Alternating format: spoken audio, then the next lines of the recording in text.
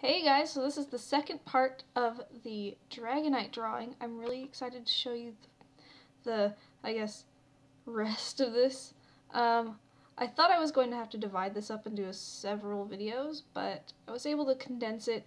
This video is 10 minutes long, and I'm sorry about that, but I'm trying to get the last of the Q&A questions up and posted. So I hope you really like this drawing, and we'll get right into the next Q&A questions. Libra Hedgie asks my 50-second question. They ask, what are your go-to Copics for things like brown hair / fur, etc.? Honestly, it really depends on the color of the animal, person, or background tone. Like if the picture on if the picture itself is like a night scene, I might go with cooler colored earth tones than if it were during the day. I'll give you the marker codes or marker combinations I use for these warm, neutral, and cool colored combos, because I mean, I know that this is really helpful for some people. So anyway, for warm browns, I use from lightest to dark to darkest colors E11, E13, E25, E37, and E29 for really warm reddish browns. This combo also looks really pretty when you kind of highlight it with a little bit of Y21. And I really like this combination, especially for maybe people with red hair, or at least reddish brown hair. And it also looks really nice on like horses and things like that. For neutral browns, I use E30, E42, E43, E44, and E49.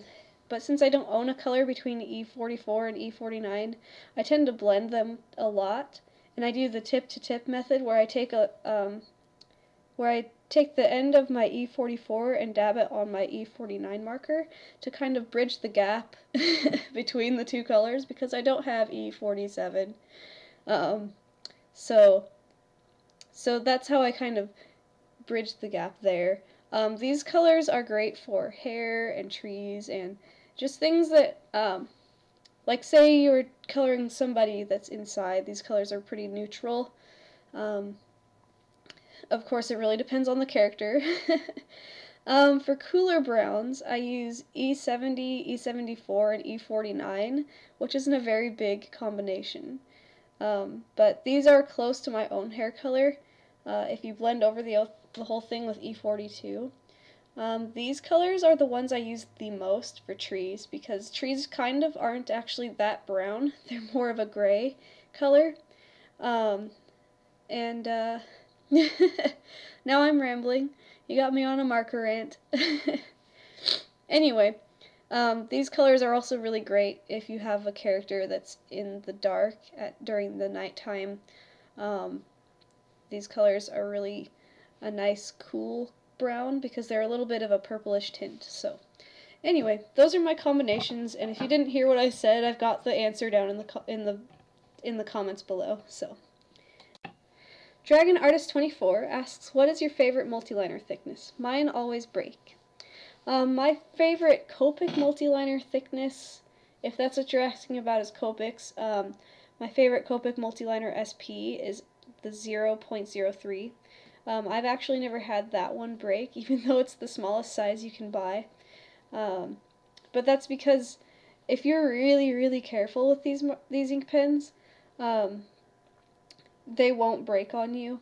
I have had one break. The little tiny metal tube with the wick inside that the ink comes out of on my 0.1 snapped completely off one day while I was drawing, and it kind of puked ink everywhere. It was really bad. Luckily, I wasn't working on anything really important. But what happened was I had pushed it down too hard. And if you're looking for something a little more durable and a little bit more eraser resistant, because Copic multiliners will fade if you erase over them, I would recommend the Zig Millennium Memory System inking pens. They're a little bit sturdier. They are disposable though. Like their parts aren't replaceable. But the wicks, which in Copic multiliners I've had a problem with those wearing down, the actual part that the ink comes out of. The wicks in Zig Millenniums don't wear down very much. They just dry out after a while. But mine have lasted a pretty long time. I've had some multiliners, or some Zigs that are like 5 years old, and they still work. They're just kind of old. But if you're looking for something more durable, I would recommend the Zig Millennium pens. But if you still, prefer the Copic multiliners, my favorite size is 0.03.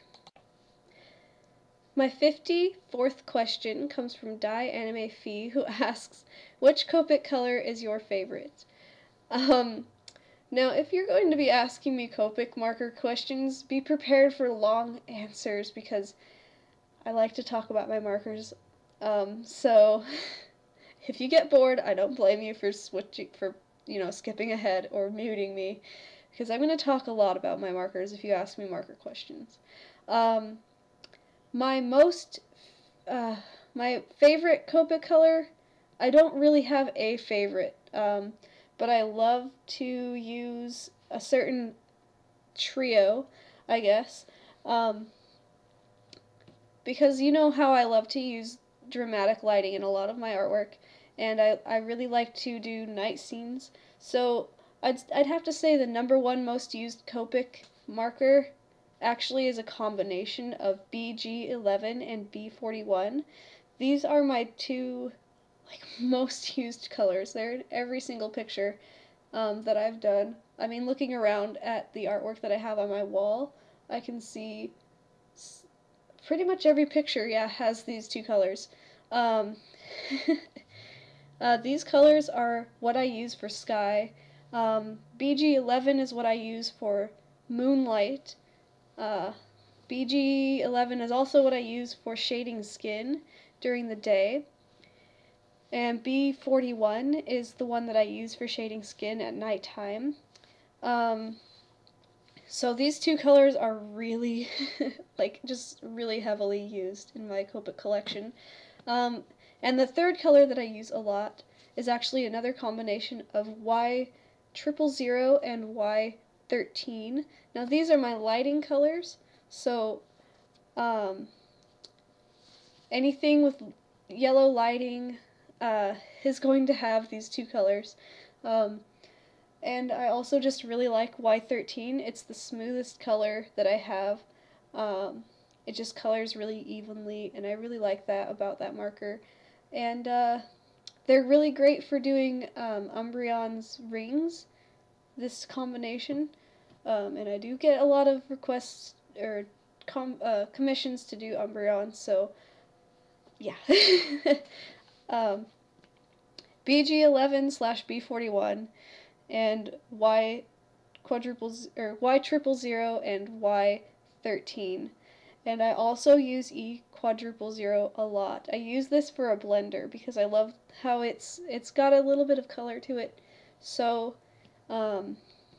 it's just a little bit more variated than the Copic blender. So E44 is also pretty heavily used in my collection.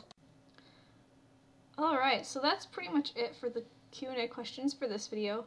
I'm sorry if one of them or a couple of them are in another video. At the moment I don't have internet access, so I can't cross-reference, and I lost the last video that I did on my computer, so I can't check and listen to see which ones I used. And I tend to forget to delete my Q&A question recordings, so if any of these are repeated, I'm really sorry. But the next one shouldn't have any repeats, so stay tuned for that. I hope you love this drawing as much as I do. I really miss having this picture, like the original, but it was it was a trade, so I don't have this picture anymore. And I kind of miss it because I really like it. But anyway, I'll see you guys in the next video. You guys have a great day.